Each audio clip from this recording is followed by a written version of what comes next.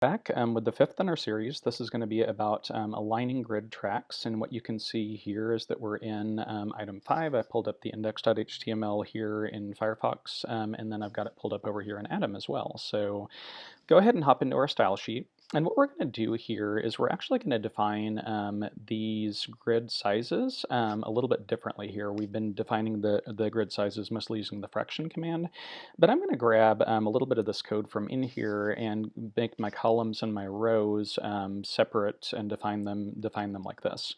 So we're going to define our grid template columns as repeating items that are taking up 15% of the width, and then our grid template rows will repeat 3 times at 100 pixels.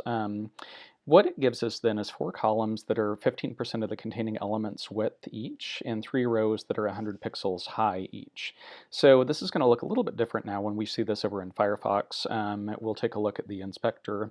Keeping in mind, I've got items that are set to be 15% of the width. If we add up 15 times 4, we're only going to get about 60% of the overall container width, and of course that takes into account grid gap and stuff like that. And then my rows are being defined as well by their height in this case.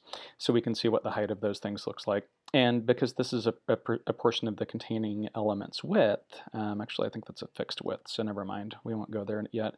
But if this were a flexible element, if this layout was inside of, if this box were flexible, we would obviously, the grid would respond to the size of whatever its containing element was going to be in there. Let's go ahead and set an explicit height on the container too, and we can see what that means for those grid rows that have an explicit height set on them as well, see how the grid is being drawn there. We'll set a height up here. I think I had that code right here. Yeah.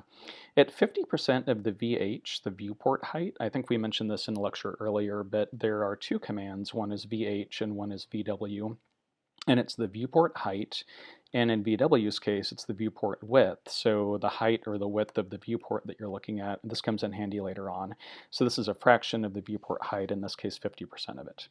We'll go back over here and we'll refresh, and now we see that our element that's being drawn here is 50% of the viewport height, but our grid has not expanded to fill the space because we've got defined sizes for the rows and for the columns.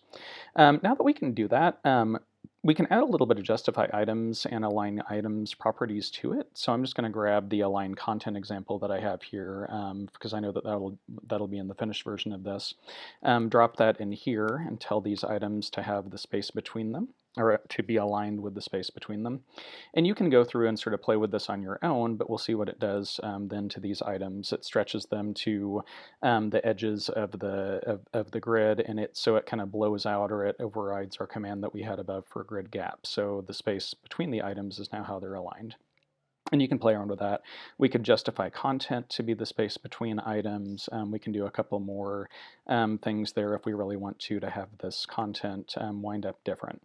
So we can see that the grid items can be a fixed width or a fixed height, and then they can also adjust to the size of the items that are here inside the viewport or inside whatever type of the page that we're doing. And you can try this out with other values of align and justify content. So you can play with center, the space around, the stretch, flex start, flex end, whatever you want to do with that content.